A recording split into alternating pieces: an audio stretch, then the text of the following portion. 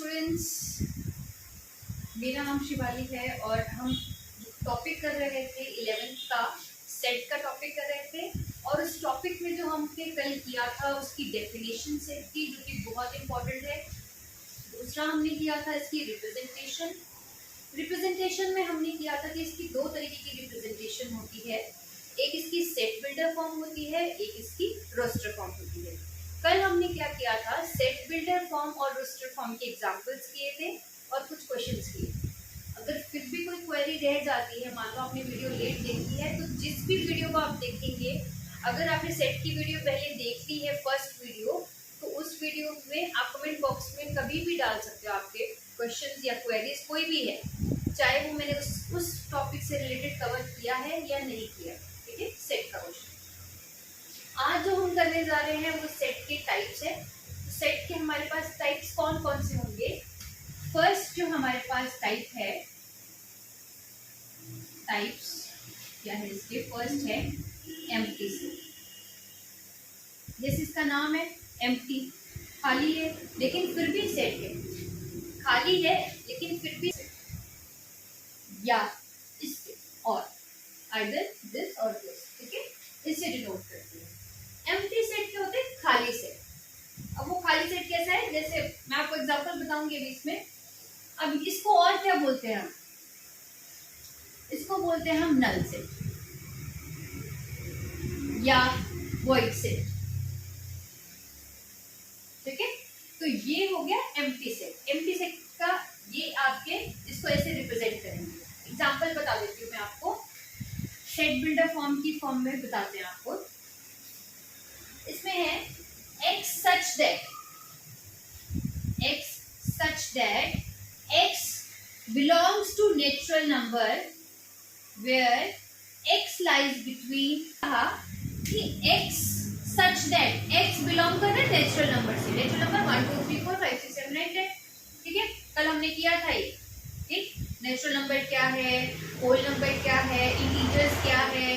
ठीक है, और उसके बाद हमने रेशनल इरेशनल वो नंबर्स किए थे। ठीक है, एग्जांपल्स के तौर पे भी आपको बताया था सारा, तो वो उसको जरूर रिवाइज करना, क्योंकि इस क्लास के बाद अगर शायद नेक्स्ट क्लास होगी तो उस क्लास में आपको जरूर वो काम आए। देखो इसमें क्या लिखा है, x such that x belongs to natural number 1 2 3 4 where x lies between 3 to 4। मतलब x तो है नेचुरल नंबर 1 2 3 4 5, पर फिलहाल हमें 4 तक की बात की है तो हमने ये करना ही नहीं। और हमें क्या बोला, ये नेचुरल नंबर अप टू 4 किया। हमें बोला है कि ऐसा x, ऐसा वो नंबर 3 और 4 के बीच में लाई करें, तो 3 और 4 के बीच में तो कोई भी नेचुरल नंबर नहीं है। ठीक है, तो 3 और 4 के बीच में कुछ नहीं है, तो ये तो बिल्कुल नल सेट हो गया, खाली है। ठीक है, एलिमेंट है लेकिन खाली, एलिमेंट नहीं है, बट इसको हम सेट बोलेंगे, एम्प्टी सेट। ठीक है, ये आ गया हमारा एम्प्टी सेट। इसका एक और एग्जांपल देख लो। सेट बिल्डर फॉर्म में आपको एग्जांपल ज्यादा करवा रही हूँ ताकि आपको क्लियर हो जाए ये language. x such that x belongs to R where x square plus 1 equal to 0। ठीक है, इसने बोला कि x जो है रियल नंबर है। अब रियल नंबर क्या है, एनी नंबर जो रेशनल है इरेशनल है कुछ भी है, लेकिन क्या होना चाहिए कि x स्क्वायर प्लस 1 हमेशा 0। मतलब वो जो भी नंबर लोगे ना उसका स्क्वायर प्लस 1 हमेशा 0 हो। क्या ये पॉसिबल है, इज इट पॉसिबल? आप कुछ भी लोगे प्लस 1 करोगे, इट नेवर बी 0। तो ये सेट जो है वो एम्प्टी सेट बन जाएगा, आइदर दिस और दिस, कुछ भी लिख दो। ठीक है, ये नंबर हमारे पास क्या हो जाएगा, नल सेट। क्लियर, ये दोनों एग्जांपल क्लियर हो गए। स्क्रीनशॉट ले लो या फिर नोट कर लो। फिर इसके बाद हम करेंगे आगे non empty set. Non empty set, इसको नोट कर लो।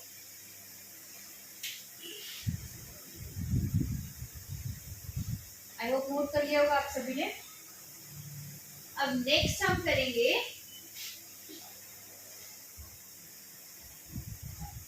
Non empty set. वो फर्स्ट टाइप था, ये सेकंड टाइप है। लिखते हुए जाएंगे साथ साथ में। यहाँ पे फर्स्ट लिखा हमने empty set, empty set. Second किया हमने, कर रहे हैं non empty, non empty set, non empty set. Clear? Non empty नाम से ही है, जो खाली नहीं होगा, एटलीस्ट एक एलिमेंट तो होगा। जिसमें एटलीस्ट एक एलिमेंट हो वो है आपका नॉन एम्प्टी सेट। जैसे बोला, अगर हम ये सेट बनाते तो ये नॉन एम्प्टी है, ठीक है। अगर यहाँ पे मैंने ऐसे किया होता तो ये था एम्प्टी सेट, या ऐसे किया होता तो ये भी था एम्प्टी सेट, लेकिन ये नॉन एम्प्टी है। This is also non empty set. It contains one element 5. It contains one element 0. Clear? तो non empty set क्या हुआ? Which contains at least one element. Either 0 भी हो सकता है और 5 भी हो सकता है, ठीक है। Whatever in the bracket, curly brackets, वो आपका non empty set में आएगा, element कहलाएगा। क्लियर है? ये तो हो गया इसको रिप्रेजेंट करने, एलिमेंट की तरह काउंट करोगे। लेकिन जब आप यहाँ पे आओगे 5 के लिए, तो यहाँ ये एम्प्टी सेट की तरह काम करेगा। ये एम्प्टी है बिल्कुल, 5 जब ब्रैकेट के बाहर और ब्रैकेट जब खाली। अगर 5 ब्रैकेट में आ जाता है तो ये नॉन एम्प्टी सेट कहलाता है। क्लियर? इसको नोट कर लो। नेक्स्ट आएगा हमारे पास सिंगलटन सेट। तब तक आप इसको नोट कर लो। सिंगलटन सेट, ठीक है। स्क्रीनशॉट ले लो। आपने देखो, कोशिश करो कि नोट करते रहो साथ में। वीडियो को एक बार अगर आप देख लेते हो पूरा, और उसमें आपको देख लो एक बार, अगर आपको देखना एक बार देख लो उसको, लेकिन उसके बाद अगर कभी करोगे तो हैंड रिटन नोट जरूर बनाना, इससे आपको बहुत हेल्प मिलेगी, ठीक है। अगर आपने अपने ही टीचर से पढ़ा भी है और कहीं डाउट रह जा रहा है तो भी आप साइड बाय अपने कहीं नोट्स में उसको लिख लो कि इस तरीके से किया है, ठीक है। ये थर्ड है हमारा singleton set. Third is singleton set, singleton set.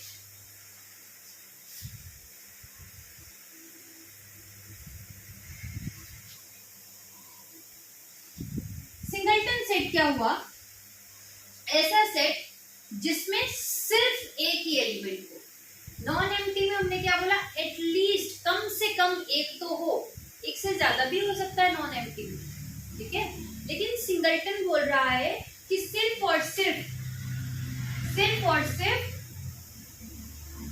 एक ही एलिमेंट हो। कुछ भी हो सकता है, 2 ले लो, ए ले लो, बी ले लो, कुछ भी ले लो, 3 ले लो, 5 ले लो, कुछ भी ले लो। मतलब एक ही एलिमेंट होना चाहिए, एक से ऊपर नहीं होना चाहिए, एक से कम भी नहीं होना चाहिए, 0 भी नहीं होना, एम्प्टी भी नहीं होना चाहिए, ठीक है। तो ये हो गया सिंगलटन सेट। तो ये आपको क्लियर हो गए। फर्स्ट हमने किया एम्प्टी सेट, फिर नॉन एम्प्टी सेट, फिर सिंगलटन सेट, ठीक है। इसको नोट कर लो। सिंगलटन सेट का यही कर लेते हैं फाइनाइट सेट ना, टाइप 4 कर लो, इसको नोट कर ले। फाइनाइट सेट, फाइनाइट सेट नाम से ही है। फाइनाइट सेट क्या हुआ? जो आप काउंट कर सकते हो, विच इज काउंटेबल, वो हो गया फाइनाइट सेट, ठीक है। अगर आपको डेफिनेशन लिखनी है, in which a set in which the process of counting the elements comes to an end is called finite set. ऐसा सेट जिसकी जो काउंटिंग है वो कभी एंड होगी, मीन्स वो काउंटेबल होगा, वो है हमारा फाइनाइट सेट। कौन सा हो सकता है? मान लो हम बोल रहे नेचुरल नंबर 1 to 10, जैसे कि एग्जांपल ले लो x such that x belongs to natural number where x is strictly less than 10। तो ये हो गया फाइनाइट सेट। क्यों? 1 2 3 4 5 6 7 8 9 यही हुआ ना नेचुरल नंबर, और इसने डिस्ट्रिक्शन दे दी कि 10 से कम या लेस देन इक्वल टू करते तो 10 भी काउंट होता। इसके अकॉर्डिंग क्या आएगा? 3 4 5 6 7 8 9।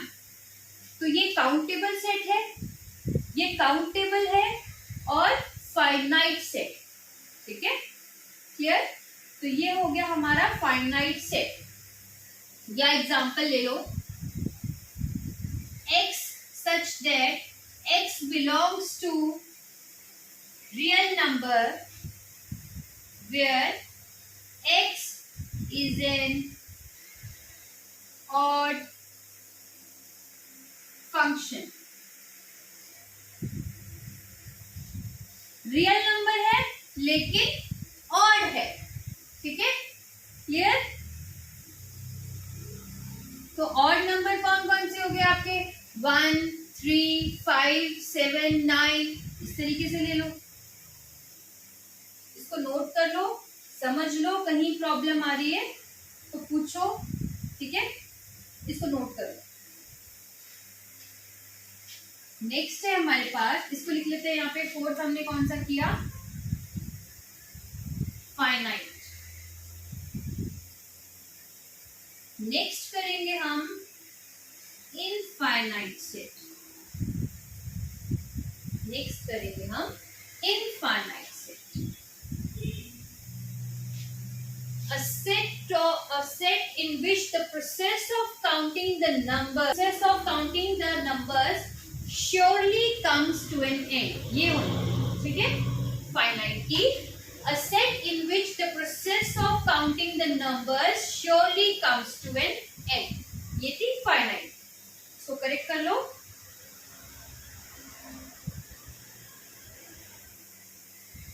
अब इनफाइनाइट के लिए क्या होगा?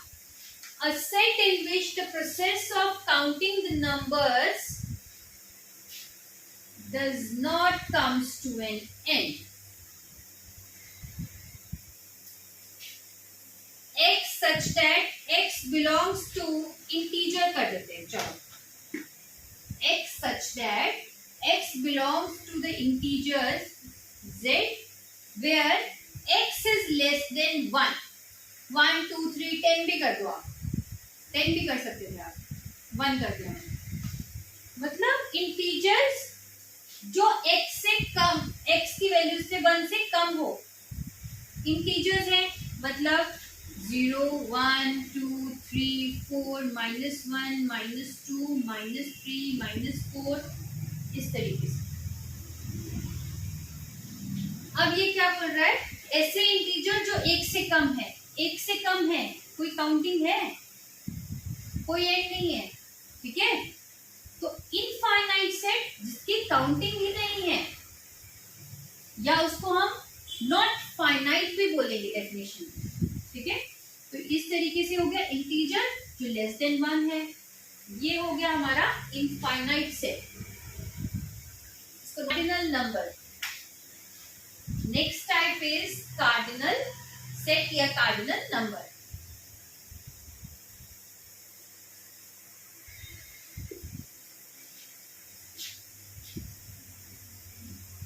रख कर देती हूँ।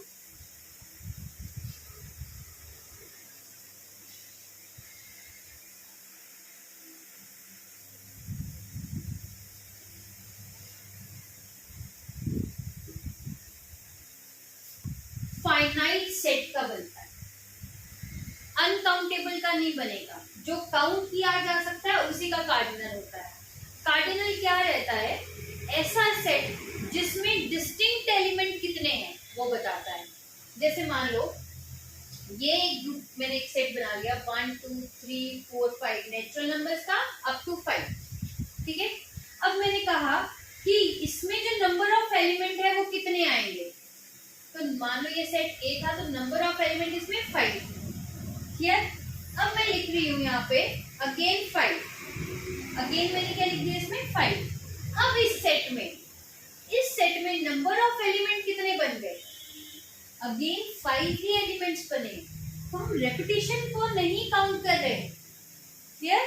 हम रेपिटेशन को काउंट नहीं कर रहे हैं, हमने क्या किया, वही एलिमेंट काउंट किए जो एक बार आया है। तो यहाँ पे भी क्या होगा, नंबर ऑफ एलिमेंट्स 5 ही होंगे, क्लियर है। ये हो गया हमारा कार्डिनल नंबर। आपको definition, element number of distinct element contained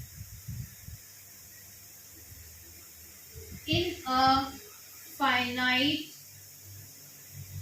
set, इसको बोलेंगे हम cardinal, cardinal number of a finite set, ठीक है। Number of distinct element, different elements कितने हैं, तो डिफरेंट यहाँ 5 हैं, क्लियर। या फिर मान लो एग्जांपल और ले लो, ए बी सी बी ए, तो यहाँ डिस्टिंक्ट एलिमेंट कितने हुए, 1 2 3, तो डिस्टिंक्ट एलिमेंट कितने बने यहाँ 3, क्लियर, क्लियर है। इसको नोट कर लो या स्क्रीनशॉट। नेक्स्ट हमारे पास आएगा सबसेट। अब सबसेट क्या है, नेक्स्ट है हमारे पास सबसेट, क्लियर। रब कर रही हूं मैं।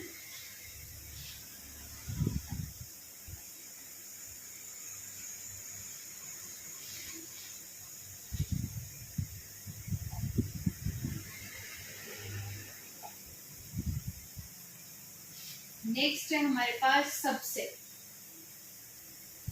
तो सबसेट क्या हुआ, एक बार डेफिनेशन बोल देती हूँ आपके लिए। The set B is said to be the subset of A if every element of B is also an element of A. Means example के इस पे समझाऊंगी मैं। सबसेट का पहले तो सिंबल देख लेते हैं, इस तरीके से रहता है, ठीक है। एग्जाम्पल से जाते हैं पहले।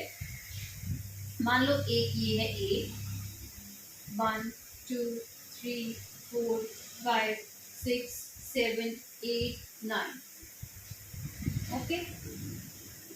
बी है 1 3 5 7 9, सी है 2 4 6 7 2 4 6 8, ठीक है, ये लीजिए। अब हम बोलेंगे, डेफिनेशन बोल रही है, अगर किसी भी सेट के सारे एलिमेंट्स किसी दूसरे सेट में हो, जितने भी इसके अंदर एलिमेंट्स है, 1 है 3 है 5 है 7 है 9 है, अगर किसी भी सेट के सारे एलिमेंट्स आपके किसी दूसरे सेट में होते हैं, ठीक है, तो ये वाला सेट इस सेट का सबसेट होता है। इसको कैसे लिखेंगे, B is subset of A, B is subset of A। इसमें कुछ की पॉइंट्स भी आएंगे, मैं आपको अभी बताऊंगी क्या है की पॉइंट्स इसके, एक दो कवर करके आपको की पॉइंट्स आएंगे, वो नोट कर लीजिए, ठीक है। B is subset of A। अब मुझे बताओ कि ये अगर C है 2 4 6 8, क्या C सबसेट है A का, C सबसेट बनता है A का, 2 है 4 है 6 है 8 है, तो C is subset of A,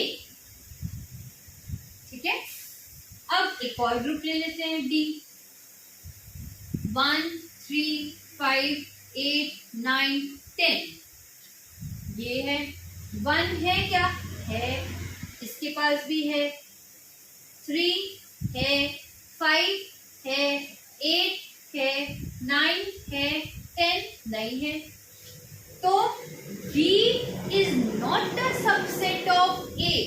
B C A का सबसेट नहीं है, क्योंकि सारे के सारे एलिमेंट होने चाहिए इसमें। क्लियर? सारे के सारे एलिमेंट A में अगर हो जाते तो ये सबसेट बनता। अगर एक भी एलिमेंट ऐसा है इसका जो A में नहीं है तो ये A का सबसेट नहीं होगा। क्लियर? तो ये वाला पॉइंट आई होप आपको क्लियर हो गया होगा कि सबसेट क्या है। सबसेट बनाया, किसने बोला? B बिलोंग कर रहा है A को, ठीक है, B बिलोंग कर रहा है A को, और C भी बिलोंग कर रहा है A को। देखो, लेकिन कुछ कंडीशन में ये क्या है, आपस में तो नहीं बिलोंग कर रहे, ठीक है, आपस में तो नहीं एक दूसरे को बिलोंग कर रहे। कुछ कंडीशंस में क्या है यहाँ पे, B but B does not belong to C, ऐसा भी है।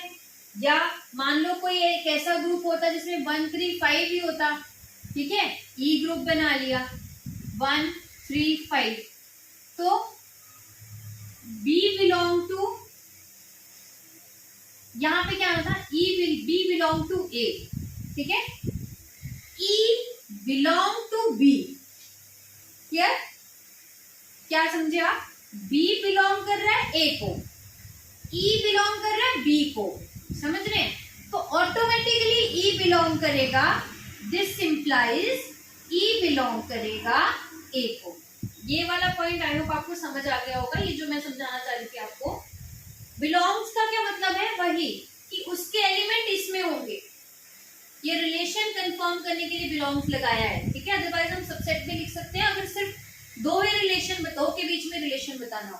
अगर 2 से 3 में रिलेशन बताना है तो हम बिलोंग्स लगा रहे हैं कि B बिलोंग कर रहा है A को और C बिलोंग कर रहा है A को। डजंट मीन कि B और C का कुछ आपस में रिलेशन है, कुछ कंडीशंस में, ठीक है। ये वाला दूसरा की पॉइंट है, ये अलग अलग है। ये B बिलोंग कर रहा है A को और E बिलोंग कर रहा है B को, ठीक है। This implies E automatically A को बिलोंग करेगा ही करेगा। क्लियर है? क्लियर? इसमें मे और मे नॉट हो सकता है, मे और मे नॉट, जरूरी नहीं है, ठीक है।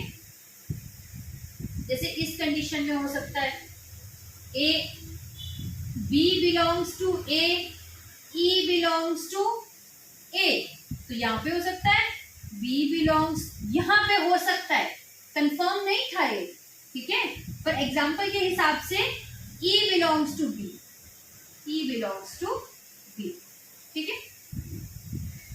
ये कंडीशन भी समझनी है, ये भी समझनी है, ये सेपरेट है, सबसेट के अलावा समझा रही हूँ, ठीक है। सबसेट में यहाँ तक है, इसके अलावा कुछ बच्चे जो है इसमें कंफ्यूज होते हैं। ये जो बिलोंग वाला कंसेप्ट है आपको बता दिया जाता है कि B belongs to A, C belongs to A, confirmed है कि जो B और C है उसका भी आपस में रिलेशन है, जरूरी नहीं है, इट मे और मे नॉट बी पॉसिबल, हो भी सकता है, नहीं भी हो सकता। जैसे कि आपने दोनों का रिलेशन यहाँ देख लिया, ठीक है, और ये कॉन्सेप्ट अलग है। ये बोल रहा है B बिलोंग कर रहा है A को और E जो है इसको बिलोंग कर रहा है, तो E का जरूर रिलेशन होगा A के साथ। दिस इज कंफर्म, ये कंफर्म है, ये होगा ही होगा। अब इसके बाद देखेंगे हम नेक्स्ट क्या है हमारा सबसेट। उसके बाद प्रॉपर सेट भी करेंगे, पावर सेट भी करेंगे, उसमें कंफ्यूज नहीं होना है। हमने लास्ट किया सबसेट, अब आएगा प्रॉपर सबसेट। प्रॉपर सबसेट, ठीक है, प्रॉपर सबसेट,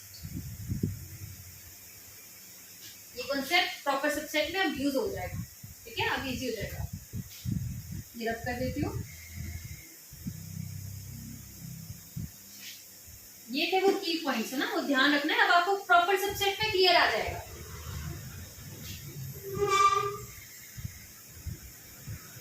प्रॉपर सबसेट। अब ये क्या चीज है? प्रॉपर सबसेट क्या है? प्रॉपर सबसेट बोल रहा है, एग्जाम्पल लिया इसने, ए है 1 2 3 4, बी है 1 2 3, क्लियर? ठीक है, इसने बोला B is the subset of A, B is the subset of A है, इसको इससे डिनोट करें। But B is not equal to A, B A के इक्वल नहीं है। ये प्रॉपर सेट है इसका, लेकिन ये इसके बराबर नहीं है। डेफिनेशन ये है, ये है। सबसेट में क्या हो सकता था? सबसेट में जैसे आपका किया था आपने, तो ए सबसेट ऑफ बी, मान लो जैसे इसका एग्जांपल है बी इज सबसेट ऑफ ए, लेकिन इसमें मे और मे नॉट है। हो सकता है कि बी की जो वैल्यू है वो ए के बराबर हो, ठीक है? B is a subset of A, example ले लो 3 4 5 6, बी अगेन 4 5 6 3, तो बी सबसेट तो है ही ए का, बी ए के इक्वल भी है, ठीक है? तो ये सबसेट में हो भी सकता है, नहीं भी हो सकता, क्लियर? लेकिन प्रॉपर सेट में ये दोनों कंडीशन सेटिस्फाई होनी चाहिए, क्लियर है? ये है हमारा प्रॉपर सबसेट। इसको हम ऐसे डिनोट करेंगे, ठीक है, जिसमें ये भी कंडीशन हो और ये भी कंडीशन कंफर्म हो, तो ये आएगा प्रॉपर सबसेट। क्लियर है? इसको नोट कर लो। इसके बाद हम करेंगे पावर सेट। नोट करिए।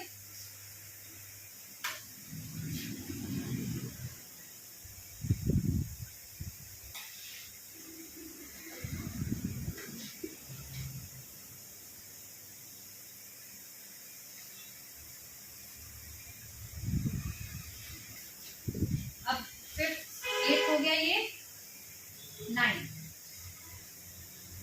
यह है पावर सेट।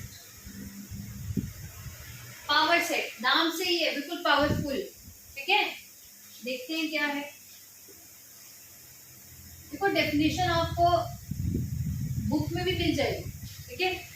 डेफिनेशन आपको प्रॉपर तो नहीं आने वाली पेपर में, आपको एग्जाम्पल के तौर पे, क्वेश्चंस के तौर पे आएगा, तो आप उस पे फोकस करो, समझने पे फोकस करो। रिटन मटेरियल आपको सब जगह अवेलेबल है, ठीक है? तो प्रॉपर सेट, पावर सेट क्या है हमारा? इसने बोला है, फॉर एग्जाम्पल ले लो ए बी सी डी ले लेते हैं, डी नहीं लिया तो अच्छा 1 2 3, इसके पावर सेट कैसे बनेंगे? अब देखते जाना आपने। एक तो इसका बन जाएगा 5, ठीक है? एक 1, जो इसके सबसेट होंगे ना, उन्हीं को ही मिलाकर पावर का एक पावरफुल सेट बन जाए। 1 और सबसेट क्या बनेगा? 2, और क्या बन सकता है? 3, और भी बन सकता है, और क्या बन सकता है? क्या 1 2 इसका सबसेट होगा? होगा। क्या 2 3 इसका सबसेट होगा? होगा। क्या 1 3 या 3 1 जो भी लिखना है वो इसका सबसेट होगा? होगा।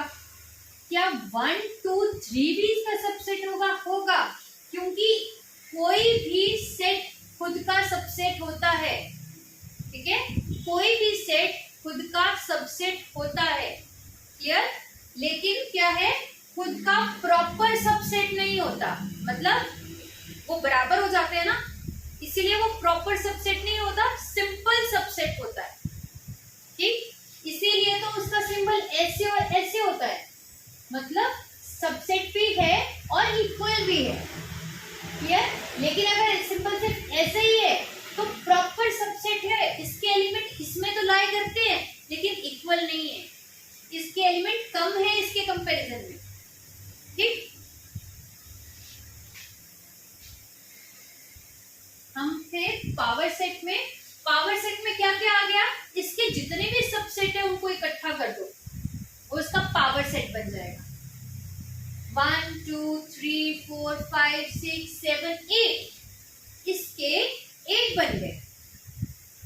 अगर आपके पास यहाँ 10 एलिमेंट होंगे तो कैसे बताओगे, 1 2 3 and so on up to 10। Question आएगा आपको कि 10 एलिमेंट से नेचुरल नंबर है, इसका पावर सेट बताओ, तो कैसे करोगे, 1 2 3 1 2 2 3 3 4 5 6, कैसे कैसे करेंगे। तो इसके लिए प्रॉपर फॉर्मूला है, ठीक है। इसमें क्या है, जितने भी एलिमेंट्स है पावर सेट को हम ऐसे डिनोट करते हैं। मान लो पावर सेट डी का बता रही हूँ मैं, तो पावर सेट ऑफ डी है, this is power set of D. Clear. अब मुझे चाहिए 10 तक का, तो मैं क्या करूंगी, नंबर ऑफ एलिमेंट्स देखेंगे। नंबर ऑफ एलिमेंट्स कितना है, नंबर ऑफ एलिमेंट्स इसके लिए कितना है, 10 है। तो फॉर्मूला होगा 2 रेज़ टू पावर 10, ठीक है। क्या होता है 2 रेज़ टू पावर 10, करो इसको, 2 रेज़ टू पावर 10 करो और कमेंट बॉक्स में बताओ मुझे आंसर। इसको भी क्रॉस चेक कर लेते हैं। 2 रेज़ टू पावर कितने नंबर ऑफ एलिमेंट है, यहाँ है नंबर ऑफ एलिमेंट्स कितने हैं, 3। 2 रेज़ टू पावर 3 कितना हुआ, 8। करो और बताओ मुझे, इतना तो कर सकते हो। ये आ गया हमारा आंसर। क्लियर। शायद 1024 रहेगा इसका, देखते हैं ना, एक बार चेक करना। पावर सेट आ गया। अब ये दोनों क्लियर हो गया आपको, सबसेट क्लियर हो गया। इनमें कंफ्यूजन होता है, सबसेट प्रॉपर सब।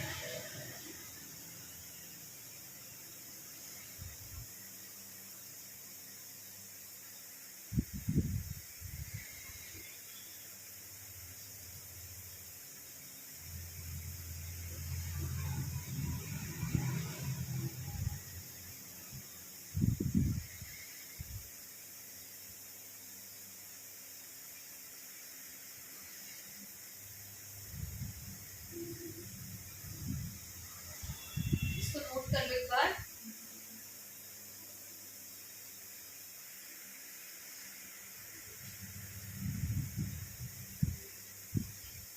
पावर सेट से पहले हम और कर लेते हैं, फिर हम पावर सेट करते हैं। क्लियर, नोट कर लिया। इक्वल सेट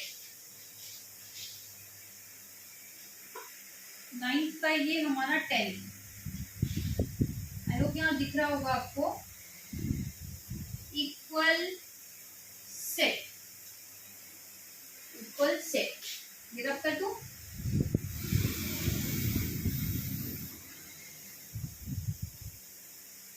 अच्छा ये आपको समझ गया, ठीक है।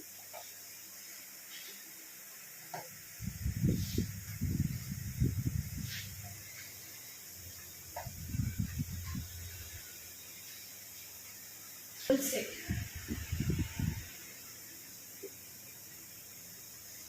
A is the subset of B and B is a subset of A. This implies A is equal to B. क्या बोल रहा है ये? 4 5 6 7 5 6 4 7, ठीक है। इसने क्या बोला, A is the subset of B है। B is also the subset of A, ये भी है। This implies A equal to B, ये प्रूफ थ्योरम भी है, ठीक है। A is the subset of B and B is the subset of A. This implies A equal to B, ठीक है। तो ये आ गया हमारा इक्वल सेट, ये हमारा इक्वल सेट, ठीक। नेक्स्ट है हमारा इक्विवेलेंट सेट। पहले इसको नोट कर लो, क्या है हमारा इक्विवेलेंट, इसको रब कर देती हूँ। 10 है हमारा ये इक्विवेलेंट सेट हो गया। इक्विवेलेंट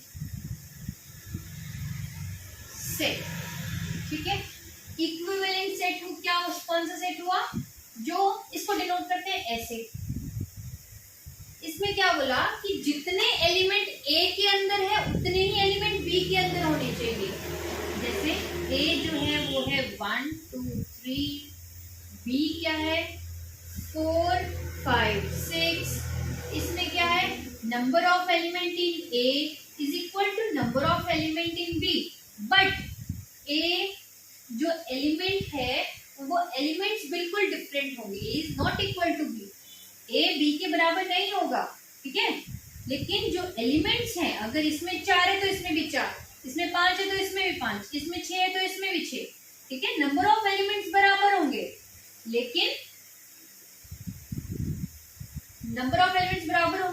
लेकिन वो एलिमेंट्स जो है वो अलग अलग होंगे, ठीक है। ए के सेट में अलग होंगे, बी के सेट में अलग होंगे। तो ये है इक्विवेलेंट सेट, सबसेट, ठीक है। ये प्रॉपर वाला सबसेट ही प्रॉपर सेट है, प्रॉपर सेट, ठीक है। इसमें क्या करना है, जैसे आपने पावर सेट में फॉर्मूला ऐड कर लिया था, एक शॉर्ट नोट ना ऐसे रखा करो, ठीक है। तो वैसे ही इसमें भी ध्यान रखना 2n-1 हो जाएगा। ये -1 किस लिए लगाया, प्रॉपर सेट में, प्रॉपर सबसेट में हम क्या करते थे, दो कंडीशन को फॉलो करते थे। A is the subset of B but A is not equal to B। तो मतलब जो लास्ट वाला 1 2 3 एलिमेंट था वो A में तो होना था पर B में नहीं होना था, ठीक है। तो जितने भी उसमें एलिमेंट बनेंगे उससे एक एलिमेंट कम बनेगा, प्रॉपर सबसेट। और पावर सेट में क्या है, सारे बनेंगे 2n कंपेरेटिव।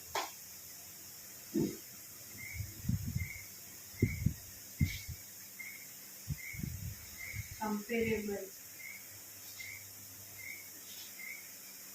सेट क्या बोला है, कंपेयर कर सकते हैं कैसे, कि इसमें क्या either A is the subset of B और B is the subset of A। दोनों में से एक कंडीशन है, दोनों कंडीशंस नहीं होंगी, एक कंडीशन होगी, ठीक है। या तो ये होगा या तो ये होगा। अब सबसेट में आपको बता चुकी हूँ, आई होप आपको क्लियर होगा। कंपेरेबल सेट का आप मुझे एग्जांपल कमेंट बॉक्स में डाल के दोगे। इवन सेट सबका फेवरेट, यूनिवर्सल सेट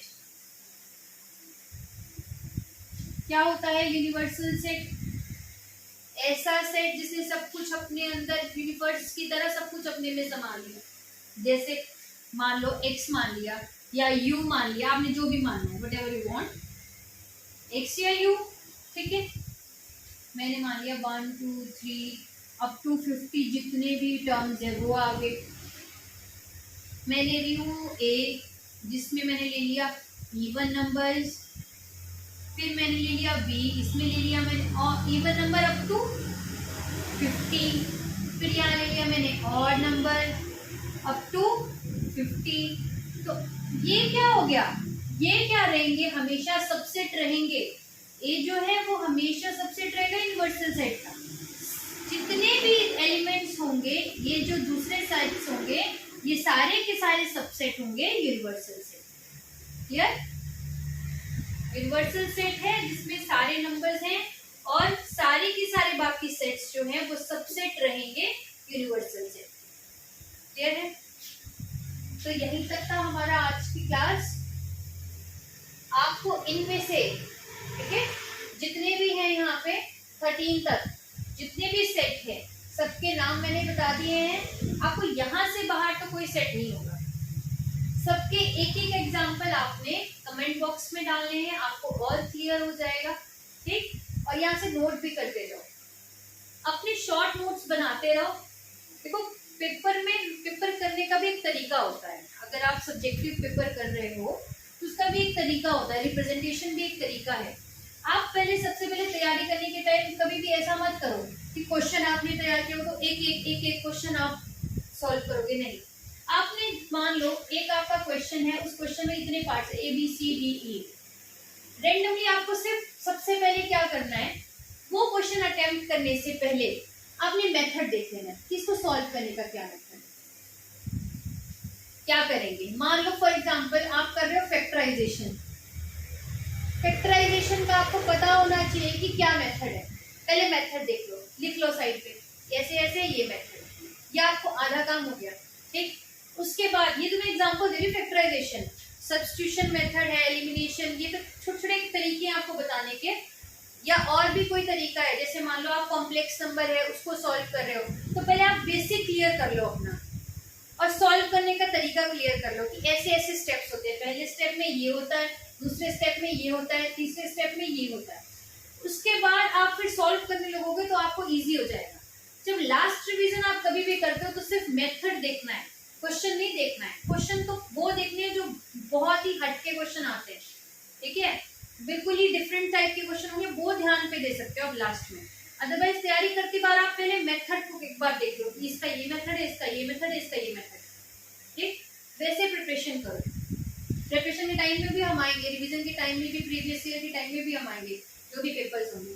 अभी फिलहाल इसको अच्छे से कर लो, आप कोई भी क्वेश्चन अटेम्प्ट कर सकते हो, ठीक है। ये वाले देख लेने हैं आपने, और इसका कमेंट बॉक्स में मुझे आंसर दे देना है।